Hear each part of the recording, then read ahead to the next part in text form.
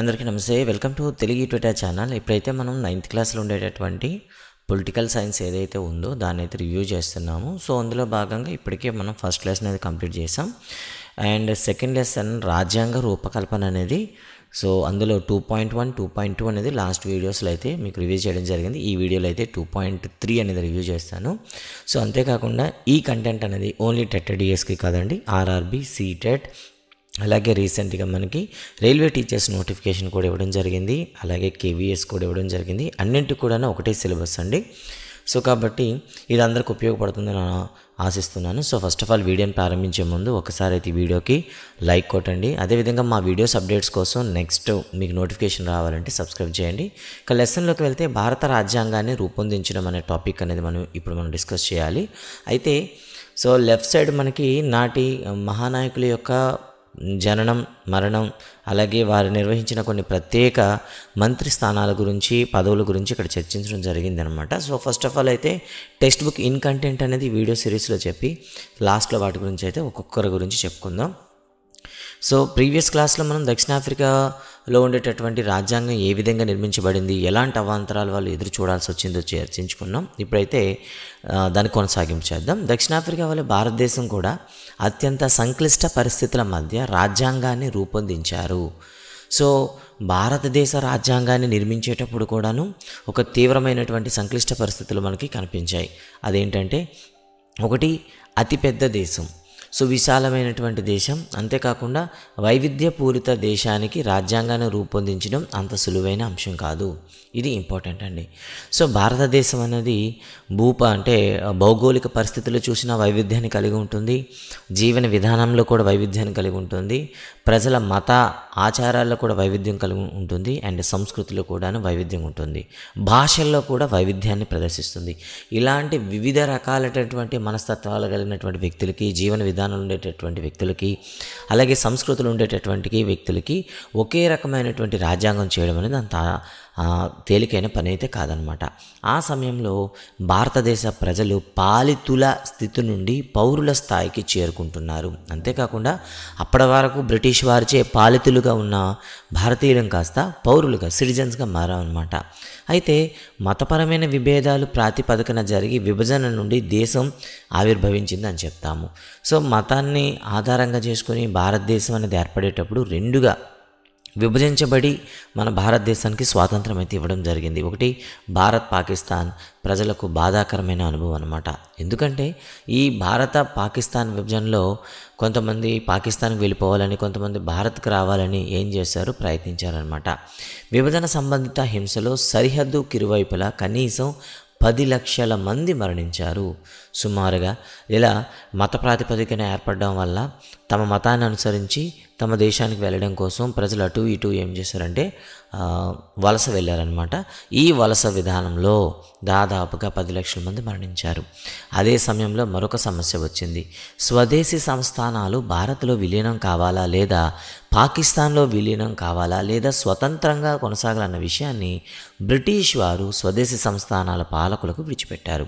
అంటే అప్పటికే 500 పైగా ఉండేటటువంటి స్వదేశీ సంస్థానాలు, ఒక్కొక్కటి ఒక చదరపు కిలోమీటర్లు ఉంటే కొన్ని వందల చదరపు కిలోమీటర్లు ఉండేటటువంటి సంస్థానాలు అయితే ఉండేవి. ఇవి భారత్లో కలవాలా, పాకిస్తాన్లో కలవాలా, లేదా అలానే స్వతంత్రంగా ఉండాలనేది వాళ్ళ పాలకుల ఇష్టానికి విడిచిపెట్టారనమాట. ఈ స్వదేశీ సంస్థానాల విలీనం చాలా కష్టమైనది, అనిశ్చితితో కూడుకున్న విషయం కూడా. ఇది ఖచ్చితంగా వీళ్ళు ఎటువైపు జాయిన్ అవుతారనే సమస్య కూడా ఉండదు. రాజ్యాంగాన్ని రచించినప్పుడు దేశ భవిష్యత్తు ఇప్పటిలా సురక్షితంగా కనబడలేదు. ఇప్పుడు ఉన్నటువంటి ప్రశాంతమైన వాతావరణం కానీ, సురక్షితమైనటువంటి విధానం కానీ అప్పుడైతే లేదు. ఎందుకంటే మత ఘర్షణలు ఎక్కువగా జరుగుతున్నాయి. సో ఇటువైపు హిందువులు అభద్రతా భావాన్ని కలిగి ఉంటే, అటువైపు ముస్లింలు కూడా అభద్రతా భావాన్ని కలిగి ఉన్నారు. ఇక మైనారిటీస్ అయితే మరి చెప్పక్కర్లేదు.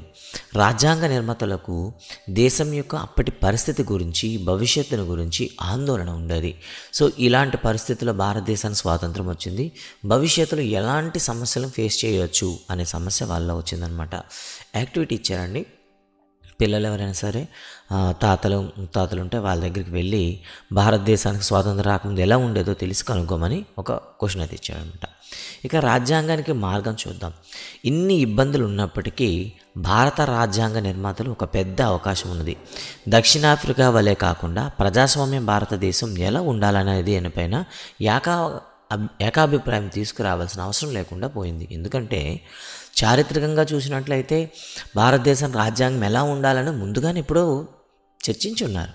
కాబట్టి ఈ ఏకాభిప్రాయం చాలా వరకు స్వతంత్ర పోరాట సమయంలోనే రూపుదిద్దుకుంది.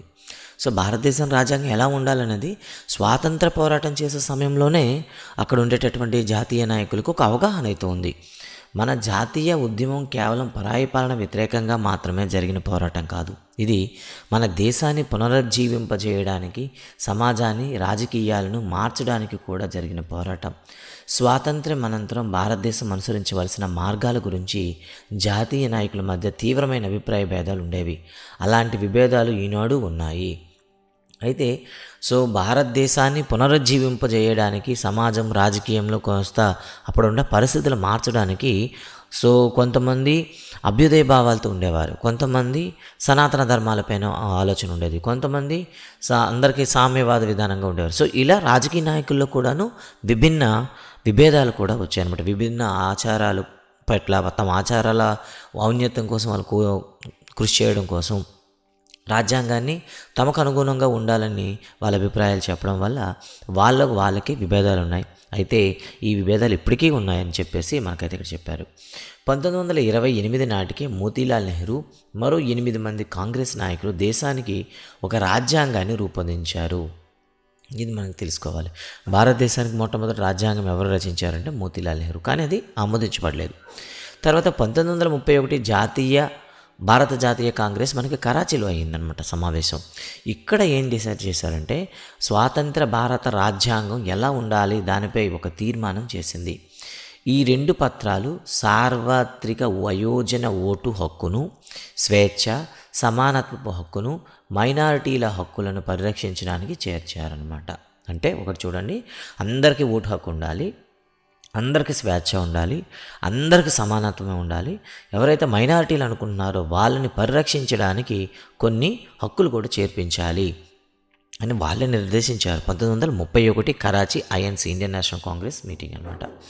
ఈ విధంగా రాజ్యాంగంపై చర్చించడానికి రాజ్యాంగ సభ సమావేశం కాక మునిపే కొన్ని ప్రాథమిక విలువలను నాయకులందరూ అంగీకరించారు. అంటే రాజ్యాంగాన్ని లిఖించడానికి ఏర్పడిన రాజ్యాంగ సభ కంటే ముందే కొన్ని ఆదర్శాలు అనేవి ముందుగా నిర్దేశించారు. వలస పాలన యొక్క రాజకీయ సంస్థలతో ఉన్న పరిచయం కూడా సంస్థాగత రూపకల్పనపై ఒక ఒప్పందాన్ని రావడానికి సహాయపడింది. అంతేకాకుండా ఈ భారతదేశంలో ఉండేటటువంటి రాజకీయ సంస్థలు అనేవి అప్పటికే వలస పాలనలో ఉన్నాం కాబట్టి వారి యొక్క సంస్థాగత రూపకల్పన పైన కూడా మన వాళ్ళు అందులో ఉండడం వల్ల కొంత మనకి సులభతరమైందని చెప్పారనమాట. బ్రిటిష్ పాలనా జనాభాలో కొందరికి మాత్రమే ఓటు హక్కు కల్పించారు. ఎప్పుడైతే మనకి 1937లో నిర్వహించినటువంటి ఎలక్షన్స్లో కొంతమందికి మాత్రమే ఓటు హక్కు ఇచ్చారు, అందరికి ఇవ్వలే. దాని ఆధారంగా బ్రిటిష్ వారు బలహీనమైన చట్టసభలను ప్రవేశపెట్టారు. కొద్ది మందిని ప్రాతినిధ్యం వహించేటటువంటి చట్టసభను ప్రవేశపెట్టాడు. 1937లో బ్రిటిష్ ఇండియా అంతటా ప్రాంతీయ శాసనసభలు, మంత్రిత్వ శాఖలకు ఎన్నికలు జరిగాయి. ఇవి పూర్తిగా ప్రజాస్వామ్య ప్రభుత్వాలు కావు, ఎందుకంటే పూర్తిగా మన ఓటర్లు ఎన్నుకున్నది కాదనమాట. కొన్ని ఏదైతే మనకి హిస్టరీ చదివేటప్పుడు వింటాం అనమాట, విలువ తక్కువ, ఆర్థికంగా సంబంధం లేని, ఖర్చులు లేనటువంటి శాఖలు అయితే ఏవయ్యో అవి మాత్రమే మన భారతీయులకు ఇవ్వడం జరిగింది. శక్తి, పవర్ ఉండేటటువంటి లేదా డబ్బు విషయం అంటే ఎకానమిక్, ఆర్థికంగా ఉండే శాఖలను కూడా వాళ్ళే తీసుకోవడం జరిగింది. కానీ శాసనసభలో పనిచేయడం ద్వారా భారతీయులు పొందిన అనుభవం తమ సొంత సంస్థలను స్థాపించడానికి, వాటిలో పనిచేయడానికి చాలా ఉపయోగపడింది. అంటే ఆ చట్టసభల్లోనే వాళ్ళు పనిచేయడం వల్ల చట్టసభలు అంటే ఇలా ఉంటాయి, శాసనాలు చేసేటప్పుడు ఇలా చర్చించాలి, ఒక చట్టం చేసేటప్పుడు ఇన్ని విధానాలు ఉంటాయని వాళ్ళకి అవగాహన వచ్చిందనమాట. అందుకే భారత రాజ్యాంగం, భారత ప్రభుత్వ చట్టం 1935 గుర్తుపెట్టుకోండి వంటి వలస చట్టాల నుండి అనేక సంస్థాగత విలువలు, విధానాలు స్వీకరించబడింది అని చెప్తారనమాట. కాబట్టి భారత రాజ్యాంగం ఏదైతే ఉందో ఇది దాదాపుగా 60% వరకు భారత ప్రభుత్వ చట్టం 1935 యొక్క కాపీ అని చెప్పొచ్చు. రాజ్యాంగ చట్టంపై సంవత్సరాల తరబడి చేసినటువంటి ఆలోచనలు, చర్చలు మరొక ప్రయోజనాన్ని కలిగించాయి. మనకు అవసరమైనంత మేరకు మాత్రమే మన నాయకులు ఇతర దేశాల నుండి నేర్చుకోవడానికి తగిన ఆత్మవిశ్వాసాన్ని సాధించారు. అయితే ఏదైతే ముసాయిదా రాజ్యాంగ చట్టం వచ్చిందో దానిపైన చర్చలు జరిపారు. ఇలా చర్చలు జరపడం వల్ల చాలా వరకు రాజ్యాంగంలోని అంశాలు అనేవి విదేశీ రాజ్యాంగాల నుండి తీసుకొచ్చారు. అయితే అది ఎంతవరకు అవసరమో అంతవరకే తీసుకొచ్చి మిగతాది మనమే నేర్చుకోవాలి, మనమే నిర్ణయించుకోవాలని ఒక సెల్ఫ్ కాన్ఫిడెన్స్ అయితే ఆత్మవిశ్వాసం అనేది డెవలప్ చేశారు. వారిలో అనేక మంది ఫ్రెంచ్ విప్లవ ఆదర్శాలు, ఫ్రెంచ్ అంటే సమానత్వము, స్వేచ్ఛ గుర్తొస్తుంది. బ్రిటన్లోని పార్లమెంటరీ ప్రజాస్వామ్యం, అంతేకాకుండా బ్రిటన్లో నిర్వహించేటటువంటి పార్లమెంటరీ విధానం, అమెరికాలోని హక్కుల బిల్లులు నుండి ప్రేరణ పొంది, అలాగే అమెరికా కాన్స్టిట్యూషన్ నుండి, అమెరికా రాజ్యాంగం నుండి హక్కులు తీసుకురావడానికి ప్రయత్నించారు. అంతేకాకుండా తర్వాత కాలంలో రష్యాలోని సామ్యవాద విప్లవం అనేక మంది భారతీయులలో సామాజిక ఆర్థిక సమానత్వం ఆధారంగా ఒక వ్యవస్థను రూపొందించాలనే ఆలోచన రేకెత్తించింది. అంతేకాకుండా రష్యా విప్లవంలో వచ్చినటువంటి సోషలిజం అంటాం, ఓకేనా, సామాజిక ఆర్థిక సమానత్వం కూడాను ఒక ఆలోచన మన రాజ్యాంగంలోకి తీసుకొచ్చిందనమాట. అయినప్పటికీ వారు ఇతరులు చేసిన వాటిని కేవలం అనుకరించలేదు. ఆ అంశాలు మన దేశానికి సరిపడతాయా అని అడుగడుగున ప్రశ్నించేవారు. ఈ అంశాలన్నీ మన రాజ్యాంగ రూపకల్పనకు దోహదపడ్డాయి. ఇవన్నీ కూడా మన రాజ్యాంగంలో తీసుకొస్తే అది ఆ దేశాలకి, ఆ దేశాల చరిత్రకి, ఆ దేశ పాలకులకు సరిపోయాయి. మన దేశానికి సరిపోతాయా లేదా ఏమైనా ఎక్కువ అవుతాయా, దీన్ని మన ప్రజలు స్వీకరిస్తారా అని చర్చించి చివరికి రాజ్యాంగం అనేది మనకి రూపకల్పన చేయడం జరిగిందనమాట. ఇక రాజ్యాంగ సభలోకి వద్దామండి. అయితే రాజ్యాంగ నిర్మాతలు ఎవరు? రాజ్యాంగాన్ని రూపొందించడంలో ముఖ్య పాత్ర పోషించిన కొందరు నాయకుల గురించి సంక్షిప్తంగా ఇక్కడ మనం తెలుసుకుందామని అయితే చెప్పాడనమాట. అయితే ఇక్కడ చూడండి ఒకసారి, ఇక్కడ ఒక మాట, మీరు రాష్ట్రాలు లేదా ప్రాంతానికి చెందినటువంటి రాజ్యాంగ సభ సభ్యుల గురించి మరింత తెలుసుకోండి. అతని ఫోటోలు సేకరించడం ఇవ్వడం జరిగిందనమాట. ఇక ఇందులో రైట్ ఇక్కడ చూడండి ఒకసారి, రాజకీయ కార్యకలాపాలు సంక్షిప్త వివరణ, రాజ్యాంగ సభ తర్వాత పోషించిన పాత్ర, రాజ్యాంగం అనే పత్రాన్ని రాయడం రాజ్యాంగ పరిషత్ అని పిలువబడి ఎన్నికైన ప్రతినిధుల సభ ద్వారా జరిగింది. ఇక్కడ నుండి లెసన్ అండి, అదంతా కూడా ప్రాజెక్ట్ వర్క్ అండి. రాజ్యాంగం అనే పత్రాన్ని రాయడానికి రాజ్యాంగ పరిషత్తు అని పిలువబడి ఎన్నికైన ప్రతినిధుల సభ ఒకటి ఏర్పాటైందనమాట. ఈ రాజ్యాంగ పరిషత్కు 1946 జూలైలో ఎలక్షన్ జరిగాయి. 1946 డిసెంబర్లో మొదటి సమావేశం జరిగింది. గుర్తుపెట్టుకోండి, రాజ్యాంగ పరిషత్ ఎలక్షన్స్ 1946 జూలైలో జరిగితే ఫస్ట్ మీటింగ్ అయితే మాత్రం 1946 డిసెంబర్లో జరిగింది. వెంటనే దేశం భారత్ పాకిస్తాన్లుగా విడిపోయింది. వెంటనే ఎప్పుడైతే సమావేశంలోనే సభ్యుల మధ్యన వాగ్వివాదం జరగడం, అప్పటికి 399 మంది ఉండేవారు. అయితే ఎప్పుడైతే పాకిస్తాన్ అలాగే భారతదేశంగా విడిపోయిందో మన భారత రాజ్యాంగాన్ని నిర్మించడానికి ఉన్న రాజ్యాంగ పరిషత్తులో సభ్యుల సంఖ్య 299గా మిగిలిపోయింది. ఇలా ఈ 299 మంది సభ్యులు భారత రాజ్యాంగ పరిషత్తులో సభ్యులుగా ఉన్నారు. రాజ్యాంగ సభ రాజ్యాంగాన్ని 1949 నవంబర్ 26న ఆమోదించినప్పటికీ అది 1950 జనవరి 26 నుండి అమల్లోకి వచ్చింది. దీనికి గుర్తుగానే మనం ప్రతి సంవత్సరం జనవరి 26వ తారీఖున గణతంత్ర దినోత్సవం జరుపుకుంటాం. అందుకే మనం ఎవ్రీ ఇయర్ కూడాను జనవరి 26ని గణతంత్ర దినోత్సవంగా జరుపుకుంటాం అన్నమాట. 6 దశాబ్దాల కంటే ముందు రాజ్యాంగ సభ రూపొందించిన రాజ్యాంగాన్ని మనం ఎందుకు అంగీకరించాలి? మేము ఇప్పటికీ పైన ఒక కారణం చెప్పాము. రాజ్యాంగం అందులోని సభ్యుల అభిప్రాయాలు మాత్రమే ప్రతిబింబింపదు. చూడండి ఒకసారి, రాజ్యాంగం అనేది అందులో ఉండేటటువంటి 299 మంది సభ్యుల యొక్క అభిప్రాయం కాదు. అది నాటి కాలపు విస్తృత ఏకాభిప్రాయాన్ని వ్యక్తపరుస్తుంది. రాజ్యాంగం పైన చర్చ జరిగేటప్పుడు భారతదేశంలో ఉన్న ప్రతి విద్యావంతుడు కూడా ఒక నకలు అయితే పంపిణీ చేశారు. ఆ నకల్లో ఉండేటటువంటి ప్రతి పాయింట్ని కూడా వాళ్ళు చర్చించి నిర్ణయించి దానిపైన వ్యతిరేకత ఉంటే తిరిగి మనం పంపించి చర్చలు మొత్తంగా విస్తృతంగా జరిగిన తర్వాతే దాన్ని అంగీకరించారు. ప్రపంచంలో అనేక దేశాలు తమ రాజ్యాంగాలను లిఖించుకోవాల్సి వచ్చింది. ఎందుకంటే అందరి ప్రాథమిక నియమాలు అన్ని ప్రాథమిక సామాజిక సమూహాలు లేదా రాజకీయ పార్టీలకు ఆమోదయోగ్యంగా లేదు. అంటే ఇప్పుడు మిగతా దేశాలతో పోల్చుకున్నట్లయితే కొన్ని రాజ్యాంగం రాసేటప్పుడు వివిధ రకాల రాజకీయ పార్టీలు ఉండేటప్పుడు కొన్ని రాజకీయ పార్టీలు మాత్రమే ఆమోదంతో తయారు చేసుకునేవి. కానీ మన భారతదేశంలో అలా కాదు. అంతేకాకుండా మరికొన్ని దేశాల్లో రాజ్యాంగం కేవలం కాగితం ముక్కగానే మిగిలింది. ఎవరూ దీన్ని ఖచ్చితంగా అనుసరించారు. మన రాజ్యాంగం అనుభవం దీనికి భిన్నం.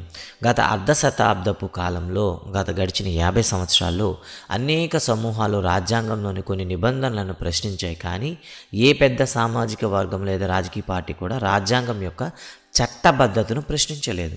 అంటే ఈ రాజ్యాంగంలో ఈ ఆర్టికల్ అనేది కొద్దిగా ఇబ్బందికరంగా ఉంది, దీన్ని మనం సవరణ చేయాలి అన్నారే తప్ప కానీ అసలు ఈ రాజ్యాంగం మనం ఫాలో అవ్వాలా, ఇది అసలు మనకు సంబంధం లేనిది అని ఎవరూ ప్రశ్నించలేదన్నమాట. ఇది ఏ రాజ్యాంగానికైనా అసాధారణ విజయం అని చెప్తాం. వివిధ ఇతర దేశాల్లో చూసుకున్నట్లయితే రాజ్యాంగాన్ని ప్రశ్నించేవారు. ఎప్పుడో 50 సంవత్సరాల కిందట రచించారు, దాన్ని ఇప్పుడు మనం ఎందుకు ఫాలో అవ్వాలి అని మన దేశంలో ఎవరు ప్రశ్నించలేదు ఇంతవరకు.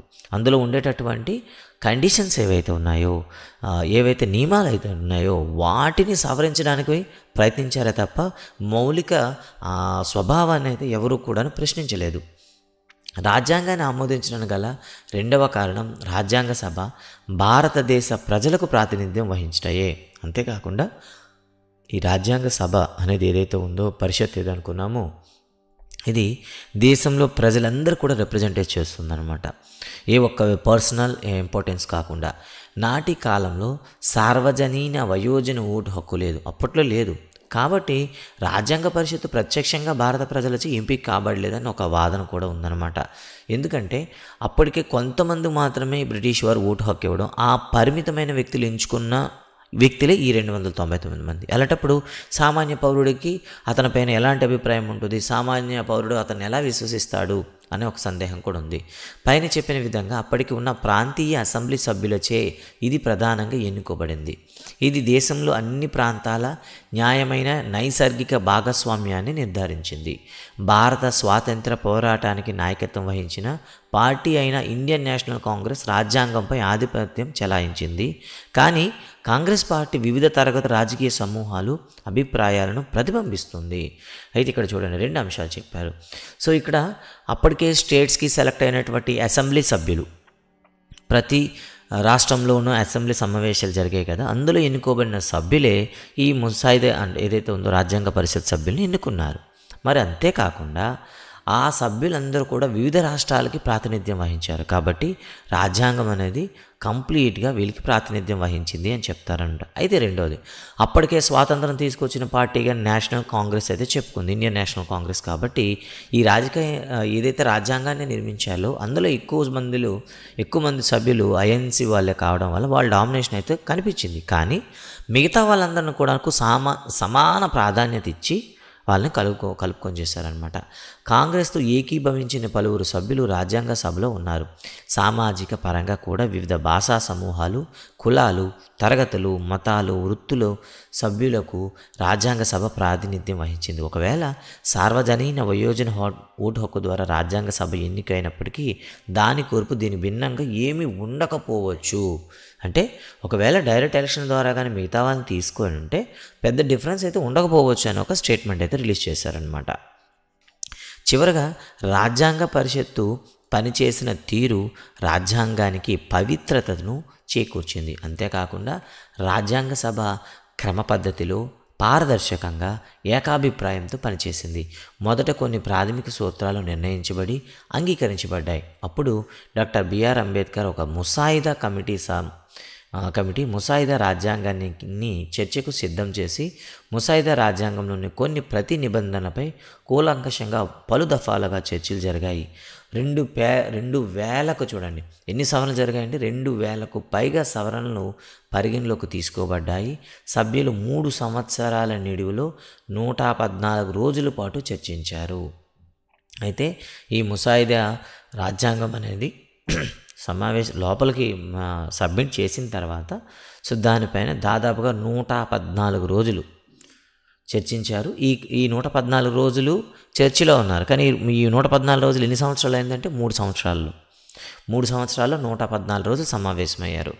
రాజ్యాంగ సభలో సమర్పించబడిన ప్రతి పత్రం, మాట్లాడిన ప్రతి పదం రికార్డ్ చేయబడింది, భద్రపరిచింది అనమాట. దీన్నే రాజ్యాంగ సభ చర్చలు అంటారు. సో ఇప్పుడు ఎవరైనా సరే రాజ్యాంగాన్ని ప్రశ్నించే శక్తి ఉంటే నాటి ఆ ప్రాంతపు ఎవరైతే రిప్రజెంటేటివ్స్ ఉన్నారో వాళ్ళు వాయిస్ కూడా ఉంటుంది కాబట్టి దాన్ని మనకి అందిస్తారనమాట. దీనిని ముద్రించినప్పుడు ఈ చర్చలు 12 పెద్ద సంపుటాలుగా వెలువడ్డాయి. అయితే ఈ చర్చలను కూడాను మళ్ళీ గ్రంథస్థం చేసి బయటికి ఇచ్చేటప్పుడు ఒక 12 పుస్తకాలు అయితే వచ్చాయన్నమాట. ఇవి నిబంధన వెనుక గల హేతుబద్ధతను తెలియజేస్తాయి. అంటే ప్రతి నిబంధనకు ఏదుందో మనం పెట్టారో, ప్రతి ఆర్టికల్ పెట్టారో, ఈ ఆర్టికల్ పైన ఎంతసేపు చర్చ జరిగింది, ఎంతమంది వ్యతిరేకించారు, ఎంతమంది ఆమోదించారు, చివరికి ఎటువంటి సవరణ చేశారనేది మొత్తం మనకి ఇవ్వడం జరుగుతుంది. కాబట్టి ప్రతి ఆర్టికల్ కూడాను ఒక హేతుబద్ధతను కలిగి ఉంటుంది, విమర్శనాత్మకంగా ఉంటుంది అనేది చెప్పడం జరిగింది. రాజ్యాంగం యొక్క మూలతత్వాన్ని అర్థం చేసుకోవడానికి ఇవి ఉపయోగపడతాయి అని మనకి ఇవ్వడం జరిగిందనమాట. ఇక భారత రాజ్యాంగం యొక్క మార్గదర్శక విలువలేంటో ఒకసారి చూద్దామండి. ఓకే, ఈ పుస్తకంలో మనం వివిధ విషయాలపైన రాజ్యాంగంలో గల ఖచ్చితమైనటువంటి నిబంధనలను అధ్యయనం చేస్తాం. ఈ దశలో రాజ్యాంగపు సమగ్ర తత్వాన్ని అర్థం చేసుకుంటూ ముందుకు వెళ్దాం. దీనిని మనం 2 విధాలుగా చేయవచ్చు. రాజ్యాంగంపై ప్రముఖ నాయకుల అభిప్రాయాలను చదవడం ద్వారా దీన్ని అర్థం చేసుకోవడం ఒక పద్ధతి అయితే, రాజ్యాంగం తన తత్వాన్ని గురించి తానే ఏమి వివరిస్తుంది అనేది అధ్యయనం చేయడం కూడా అంతే ప్రధానం. అయితే భారత రాజ్యాంగంని మనం చర్చించాలి అంటే అసలు ఏ విధంగా అది గొప్పది అంటే, కొంతమంది గొప్ప వ్యక్తులు ఏం చేశారు, దీని మీద రివ్యూస్ ఇచ్చారనమాట. అంటే ఏం చెప్తాం, ఇది ఎంతవరకు ఉపయోగకరం, ఇందులో ఉన్న లోపాలు ఏంటని కొంతమంది చెప్పారు. వాటిని చూసి మనం అర్థం చేసుకోవచ్చు. లేదా రాజ్యాంగమే తనకు తానుగా చెప్పుకుంటుంది, నేను ఎంత గొప్పదాన్ని అని తనకు తానే చెప్పుకుంటుంది. సో దాన్ని కూడా మనం చదివి అర్థం చేసుకోవచ్చు. దాన్ని మనం ఏమంటాం, రాజ్యాంగం పీఠిక చెప్పేది కూడా ఇది. రాజ్యాంగానికి ఉండే పీఠిక అనేది మనకు చెప్తుందనమాట. ఇక్కడ చూద్దాం, ఒక్కొక్కటిగా పరిశీలిద్దామంటే ఇవ్వడం జరిగింది. 1 కళ, వాగ్దానం. అసలు ఏంటి కళ, వాగ్దానం ఏమిటి? మీలో కొందరు రాజ్యాంగ నిర్మాతలలో ఒక పేరు లేకపోవడాన్ని గమనించి ఉండవచ్చు. అంటే నిర్మాతల్లో ఒక పేరు లేకపోవచ్చు. ఆయన ఎవరో తెలుసా? మహాత్మా గాంధీ. రాజ్యాంగ నిర్మాతలో కానీ, రాజ్యాంగ పరిషత్తులో కానీ, సభలో కానీ ఆయన ఎక్కడ ఉండరు. అతను రాజ్యాంగ పరిషత్తు సభ్యుడు కాదు. అయినప్పటికీ అతని ఆశయాలను అనుసరించి అనేక మంది సభ్యులు రాజ్యాంగ సభలో ఉన్నారు. రాజ్యాంగం ఏ లక్ష్యాలను సాధించాలని తాను ఆశిస్తున్నా అనే విషయాన్ని 1931లోనే తన యంగ్ ఇండియా పత్రికలో పేర్కొన్నారు. సో మహాత్మా గాంధీ తన పత్రిక అయినటువంటి యంగ్ ఇండియాలో 1931లోనే చెప్పారనమాట, భారత రాజ్యాంగం ఎలాంటి లక్షణాలను కలిగి ఉండాలి అని చెప్పేసి. సో ఆ అంశం ఒకసారి చూద్దాం. భారతదేశాన్ని బానిసత్వం నుండి, కొంతమంది వ్యక్తులు ఆధిపత్యం నుండి విముక్తిని కల్పించేదిగా రాజ్యాంగం ఉండేలా నేను శ్రమిస్తాను. నిరుపేదలు కూడా ఈ దేశం తమదని, ఈ దేశ నిర్మాణంలో తమ అభిప్రాయాలను కూడా విలువ ఉందని భావించే విధంగా నేను కృషి చేస్తాను. ఉన్నత వర్గాలు, నిమ్న వర్గాలు లేని దేశం కోసం సమాజంలోని అన్ని వర్గాలు సంపూర్ణ సామరస్యంతో ఉండే భారతదేశం కోసం కృషి చేస్తాను. ఆ దేశంలో అస్పృశ్యత, మత్తు పానీయాలు, మత్తు పదార్థాలకు చోటు ఉండదు. పురుషులకు ఉండే అన్ని హక్కులు స్త్రీలకు కూడా ఉంటాయి. పై అంశాలలో ఏది లోపించిన నేను సంతృప్తి చెందను అంటూ మహాత్మా గారి యంగ్ ఇండియాలో ఇవ్వడం అయితే జరిగింది. సో కాబట్టి ఆయన అభిప్రాయాలు అయితే మనకు తెలుసు కాబట్టి, ఆయన ఆశయాలు మనకు తెలుసు కాబట్టి, ఆయన ఆశయాలకు అనుగుణంగా రాజ్యాంగాన్ని నిర్మించాలని ప్రయత్నించారు. రాజ్యాంగ నిర్మాణంలో ప్రముఖ పాత్ర పోషించినటువంటి డాక్టర్ బిఆర్ అంబేద్కర్ అసమానతలు లేని భారతదేశం కోసం కూడా కలగన్నారు. కానీ ఈ అసమానతలను నిర్మూలించే విషయంలో ఆయన ఆలోచనలు భిన్నంగా ఉన్నాయి. మహాత్మా గాంధీని, అతని దృష్టికోణాన్ని ఈయన తీవ్రంగా విమర్శించారు. రాజ్యాంగ సభను ఉద్దేశించి తన ముగింపు ఉపన్యాసంలో తన ఆందోళనను స్పష్టంగా వ్యక్తం చేశారు. అయితే అస్పృశ్యత లేనిది సమానమైనటువంటి దేశం రావాలంటే అది ఖచ్చితంగా మీకు రాజ్యాంగంలోనే లిఖించబడాలి. కానీ అలాంటి దేశం అనేది సాధించాలని గాంధీ గారు చెప్పేటప్పుడు చాలాసార్లు అంబేద్కర్ దాన్ని వ్యతిరేకించారు. అయితే చివరగా ముగింపు సమావేశంలో ఆయన మాట్లాడిన మాటలు ఒకసారి చూద్దాం. 1950 జనవరి 26న మనం వైవిధ్యాలతో కూడిన జీవితంలోకి అడుగుపెట్టబోతున్నాం. రాజకీయాల్లో మనకు సమానత్వం ఉంటుంది. సామాజిక ఆర్థిక జీవితంలో మనకు అసమానతలు ఉంటాయి. సామాజిక ఆర్థిక జీవితంలో అసమానతలు ఉంటాయి. చూశారు కదా, అంటే సామాజికంలో అంటే ఇది చిన్నవాడు, ఇది పెద్ద, అంటే నిమ్న కులస్తుడు, ఇది ఉన్నత కులస్తుడు అనే వర్గీకరణలు ఉంటాయి. ఆర్థిక జీవితంలో కూడా పేదోడు, గొప్పోడు. రాజకీయాల్లో వ్యక్తి, ఒక మనిషికి ఒక ఓటు, ప్రతి ఓటుకు ఒకే విలువ అనే సూత్రాన్ని గుర్తిస్తాం. మన సామాజిక ఆర్థిక నిర్మాణం కారణం మన సామాజిక ఆర్థిక జీవితంలో ఒక మనిషి ఒకే విలువ అనే సూత్రాన్ని తిరస్కరించడం కొనసాగిస్తాం. అంతేకాకుండా ఆ డబ్బు సంపాదనలో లేదా ఆస్తి విషయంలో పేదవాడు సమానం కాదు అనే మాటను మనం గుర్తుపెట్టుకుంటాం. ఈ వైవిధ్యాల జీవితాన్ని మనం ఎంతకాలం కొనసాగిస్తాం? మన సామాజిక ఆర్థిక జీవిత కాలంలో సమానత్వం ఎంతకాలం నిరాకరిస్తాం? ఈ అసమానతలు ఎక్కువ కాలం కొనసాగిస్తే మన రాజకీయ ప్రజాస్వామ్యమే ప్రమాదంలో పడుతుంది ఆయన చెప్పింది. సో చివరగా ఆయన చెప్తూ, ఏదైతే ఈ వర్గీకరణలు ఉన్నాయో, వివక్షత అయితే ఉందో, దాన్ని ఎప్పుడైతే మనం ఆపగలుగుతామో అప్పుడే రాజకీయ ప్రజాస్వామ్యం అనేది ఉంటుంది, లేదంటే రాజకీయ ప్రజాస్వామ్యం అనేది ప్రమాదంలో ఉంటుందని చెప్పడం జరిగింది. చివరికి 1947 ఆగస్టు 15 అర్ధరాత్రి రాజ్యాంగ సభను ఉద్దేశించి జవహర్లాల్ నెహ్రూ చేసిన ప్రసిద్ధి ప్రసంగాన్ని చూద్దాం. సో ఇది జవహర్లాల్ నెహ్రూ గారు ఇచ్చినటువంటి ప్రసంగం అండి. అనేక సంవత్సరాల క్రితమే ఈ గమ్యం కోసం మనం కలగన్నాం. ఇప్పుడు మనం మన సంకల్పాన్ని పునరాలోచించుకోవలసిన సమయం ఆసన్నమైనది.